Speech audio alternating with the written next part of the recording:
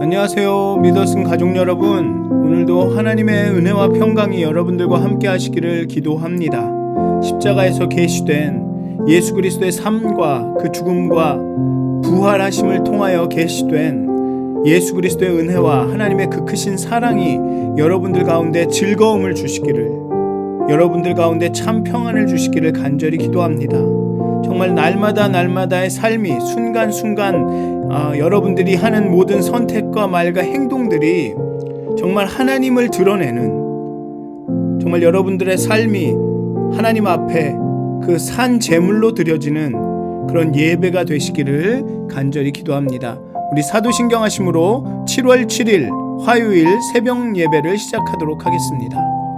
전능하사 천지를 만드신 하나님 아버지를 내가 믿사오며 그 외아들 우리 주 예수 그리스도를 믿사오니 이는 성령으로 잉태하사 동정녀 마리아에게 나시고 본디오 빌라도에게 고난을 받으사 십자가에 못 박혀 죽으시고 장사한 지 사흘 만에 죽은 자 가운데서 다시 살아나시며 하늘에 오르사 전능하신 하나님 우편에 앉아 계시다가 저희로서 산 자와 죽은 자를 심판하러 오시리라. 성령을 믿사오며 거룩한 공회와 성도가 서로 교통하는 것과 죄를 사하여 주시는 것과 몸이 다시 사는 것과 영원히 사는 것을 믿사옵나이다. 아멘. 찬송가 213장 함께 찬양하시겠습니다. 나의 생명 드리니 함께 찬양하시겠습니다. 찬송가 213장입니다.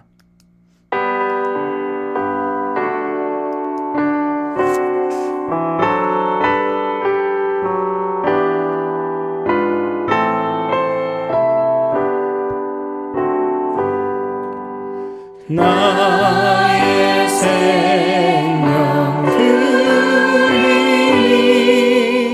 주여 받아주셔서 세상 살아갈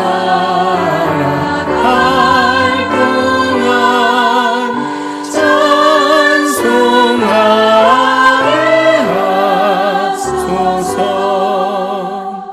손과 발을 드리니 주여 받아주셔서 주의 이름을 위하여 민첩하게 하소서.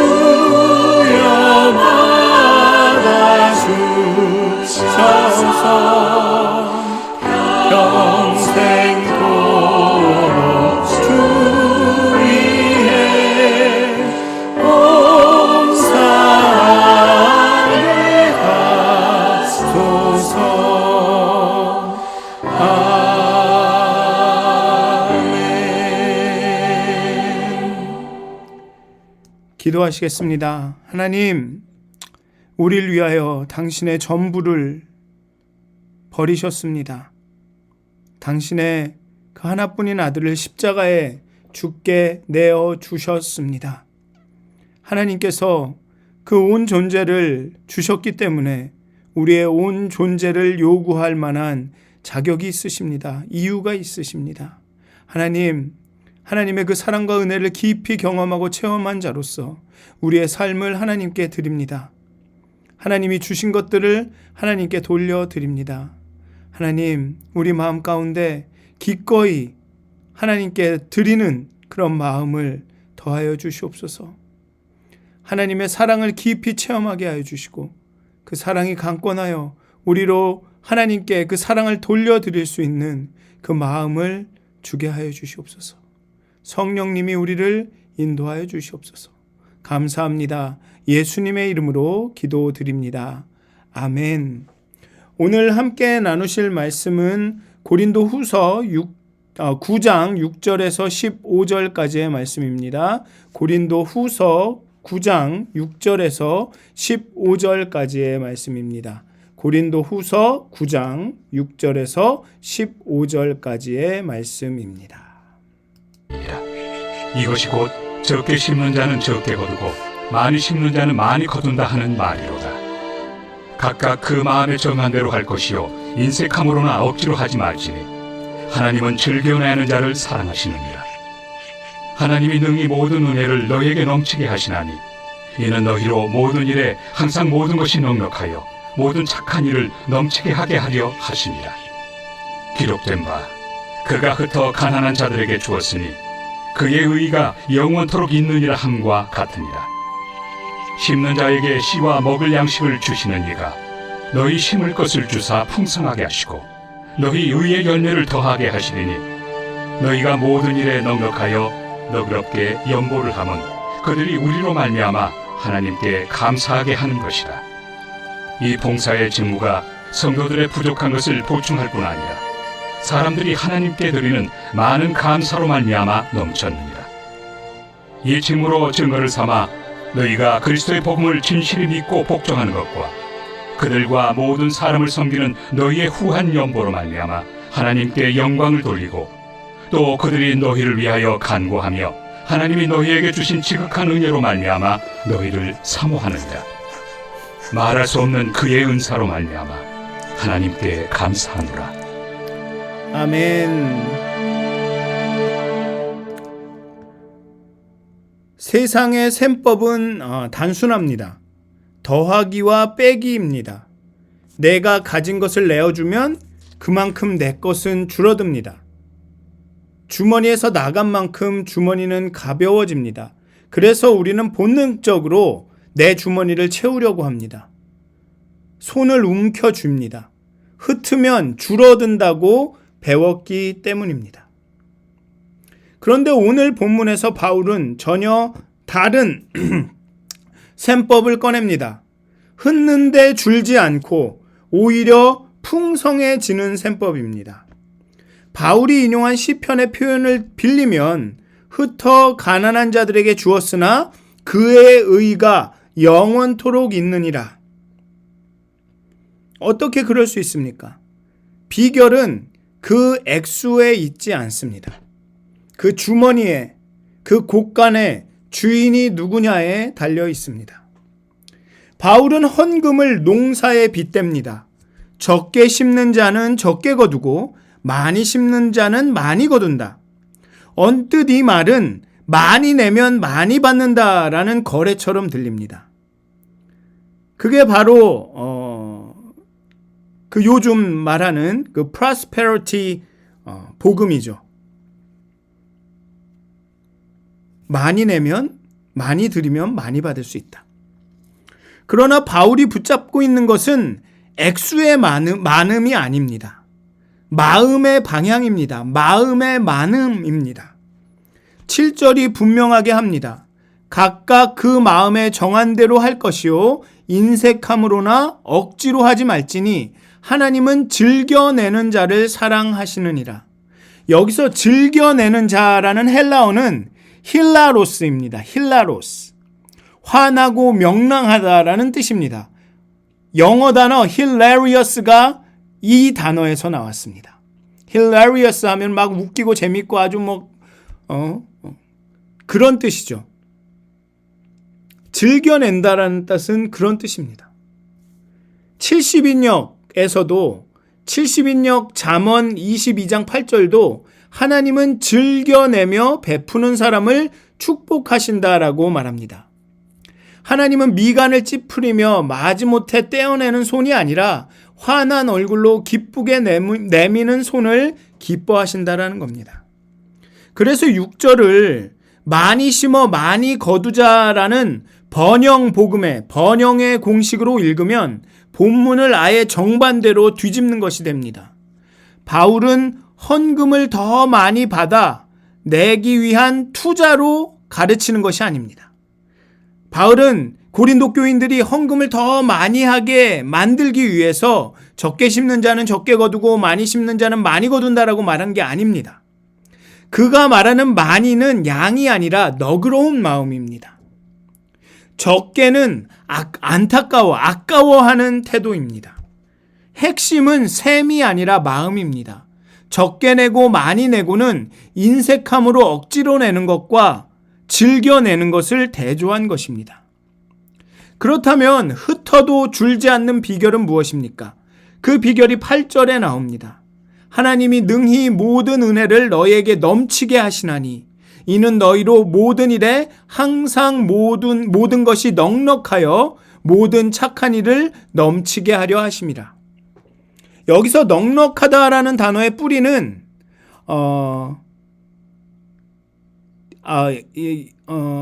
아우타르케이아, 곧 자족, 충분함이라는 단어에서 옵니다.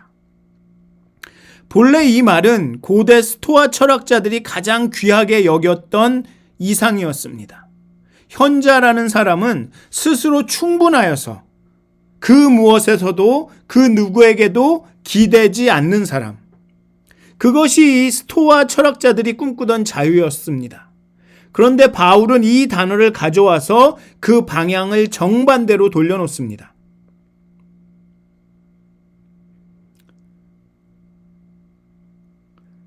그리스도인도 모든 일에 항상 넉넉할 수 있습니다. 그러나 그 충분함은 내 안에서 길어 올려진 것이 아니라 하나님의 은혜가 넘쳐 흘러서 채워지는 겁니다. 스토아 철학자들이 얘기하는 것처럼 내가 그 누구에게도 기대지 않을 만큼 내가 충분하고 능력도 있고 지위도 있고 명예도 있고 돈도 있고 재물도 있고 그래서 나는 충분하다라는 자기 확신이 아니라는 겁니다. 똑같은 단어를 가져다가 우리가 충분할 수 있는 것은 하나님의 은혜가 넘쳐 흘러 우리를 채울 때 우리가 충분하다라는 것으로 말합니다. 이런 이미지가 어떨까 합니다. 항아리에 물을 부어 찰랑찰랑찰랑하게 채운 것과 항아리를 호수에 던져서 가득 채워진 상태. 내가 물을 담고 있는 것이 아니라 하나님의 은혜 가운데 내가 풍덩 빠져서 채워진 상태.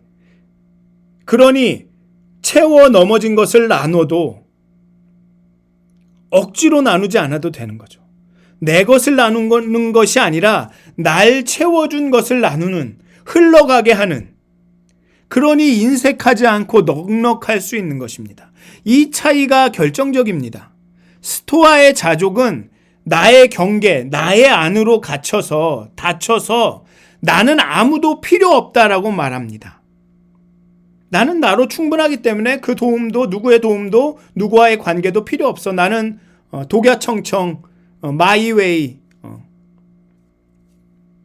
그러나 복음의 충분함은 밖으로 열려 있습니다. 내가 이만큼 받았으니 흘려보낼 수 있다로 갑니다. 그래서 8절은 이렇게 마무리가 되죠. 모든 착한 일을 넘치게 하게 하려. 충분함의 목적이 움켜쥡이 아니라 흘려보냄이라는 겁니다. 이어 9절은 시편 112편 9절을 인용합니다. 그리고 10절은 심는 자에게 씨와 먹을 양식을 주시는 일을 말합니다. 농부의 손에 들린 씨앗조차 본래 하나님이 주신 거라는 겁니다. 우리는 내 것을 내어주는 것이 아니라 받은 씨를 다시 뿌리는 겁니다. 그리고 그 추수의 열매는 더 많은 재물이 아니라 의의 열매라는 거죠. 심는 자에게 씨와 먹을 양식을 주시는 이가 너희 심을 것을 주사 풍성하게 하시고 너희의 의의 열매를 더하게 하시리라. 여기서 의의 열매라는 것은 하나님과의 바른 관계, 영원토록 우리에게 남는 의를 말하는 겁니다. 헌금은 재물을 늘리기 위한 수단이 아니라 하나님과의 바른 관계를 보여주는 바로미터라는 겁니다. 내가 많이 드리면 많이 받으니까 많이 드림으로써 내 재물을 불리자라는 그런 수단이 아니라 하나님과 바른 관계에 있다라는 것을 보여주는 바로미터라는 거죠. 감사의 표현이라는 겁니다. 내 안에 너무 넘치는 은혜를 주셔서 감사합니다. 그리고 11절부터 바울은 이 헌금이 만들어낼 파장을 그립니다. 그런데 그 파장이 매우 흥미롭습니다. 헌금은 한 방향으로만 흐르지 않습니다. 가난한 예루살렘 성도의 부족을 채울 뿐만 아니라 그 가난한 예루살렘 성도들의 입에서 하나님께 드리는 많은 감사가 나오게 합니다. 그들의 연보가 예루살렘 성도들에게 전해져서 그리고 그 예루살렘 성도들의 입에서 감사가 터져나오게 만듭니다. 12절에서 바울은 이 헌금을 봉사의 직분이라고 부릅니다. 헬라어로는 레이투르기아입니다. 본래 그 로마 도시를 위해 자기의 것을 내놓던 시민의 공적인 섬김, 의무를 가르쳤습니다. 그런데 이 단어가 레이투르기아라는 이 단어가 후대에 예배라는 뜻의 liturgy로 바뀝니다. 그러니까 즉 예배라는 뜻의 liturgy가 이 레이투르기아에서 옵니다. 한 도시의 시민으로서 당연히 해야 할 공적인 섬김이 예배라는 겁니다. 즉 하나님의 백성으로서 당연히 해야 할 공적인 섬김이 예배라는 거죠. 그래서 바울은 그 헌금을, 연보를 곧 예배로 보는 겁니다. 하나님께 드리는 예배, 하나님의 은혜에 대한 반응으로 보는 거죠.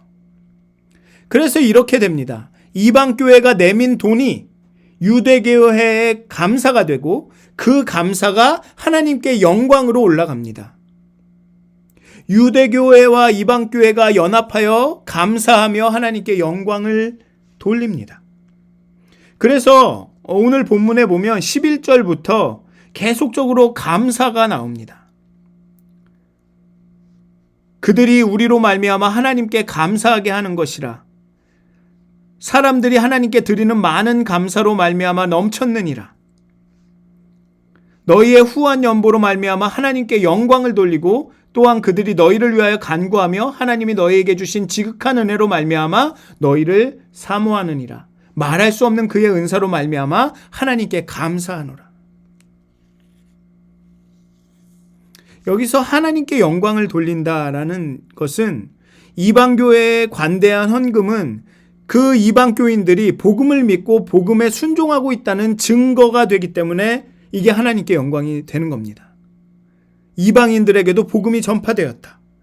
그 하나님의 영광이 그 이방교인들에게도 이르렀다. 또 후한 연보로 도움을 받고 있는 이들이 그 도움으로 인해서 감사하면서 하나님께 영광을 돌린다는 겁니다. 은혜가, 그 카리스가 흘러나갑니다. 카리스마가 됩니다. 은사로 흘러나갑니다. 그리고 감사가 되돌아오는 겁니다.